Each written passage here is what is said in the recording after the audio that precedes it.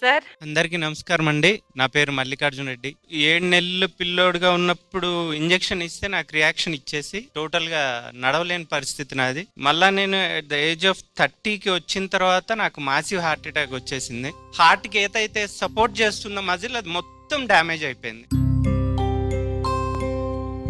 ఇప్పుడు కూడా నేను మాట్లాడుతుంటే ఈ సెకండ్ అయినా చనిపోవచ్చు. అది డాక్టర్ ఇచ్చిన రిపోర్ట్.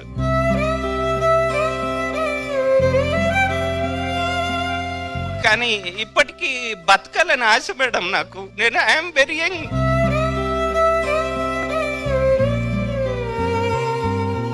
కానీ ఆ ఇచ్చే షాక్లు తట్టుకోలేకపోతున్నాను మేడం. డైరెక్ట్ కరెంట్ ఇచ్చేస్తున్నారు.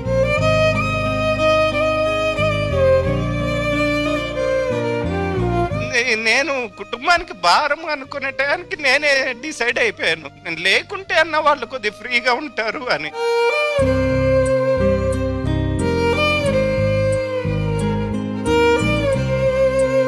అక్టోబర్ 15th రోజు నేను సార్ ఉన్న లొకేషన్ తెలుసుకొని సార్ దగ్గరికి వెళ్ళాను, సోను సూద్ సార్ దగ్గరికి. ఆ sir each and every report తీసుకొని వెంటనే ఆ సారు అపోలో డాక్టర్ సిఇఓ గారికి ఫోన్ చేశారు. ఇమీడియట్ గా అక్కడ వెళ్ళంగానే నేను వెళ్ళేసరికి అక్కడ అన్ని అరేంజ్మెంట్స్ ఆయనే చేసేస్తున్నారు. చివరికి వాళ్ళు కూడా ఓన్లీ 10% ఇచ్చారు.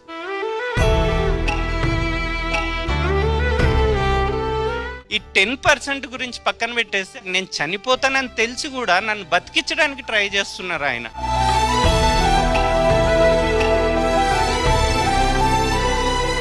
లాస్ట్ అప్పు సార్ నువ్వేం భయపడకుండా ఇంటికెళ్ళు, నేను చేయాల్సినంత వరకు చేస్తా నీకు, నువ్వు ఖర్చు గురించి ఇంకా మర్చిపో, నేను చెప్పిన హాస్పిటల్స్కి వెళ్ళు అంతే, నేను వెనకున్నాను, నువ్వు ఎటువంటి భయము పడకు. పిల్లల పరిస్థితి అంటావా చూస్తా, నువ్వు లేకుండా కాదు, నీ పిల్లలు పెద్ద అయిందాక బతుకుంటావు, ఇది నేను హోల్ హార్టెడ్ గా చెప్తున్నాను అని సారు మొత్తం చెప్పారు.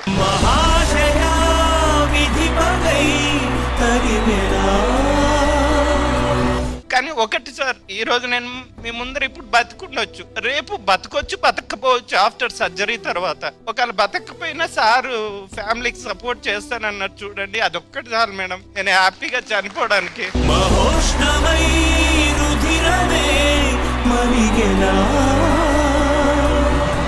నేను దీని ద్వారా సోను సూద్ సార్కి ఒకటే చెప్పాలనుకుంటున్నా మేడం. సార్ इस तरफ से बहुत बहुत धन्यवाद करने वाला हूँ सर.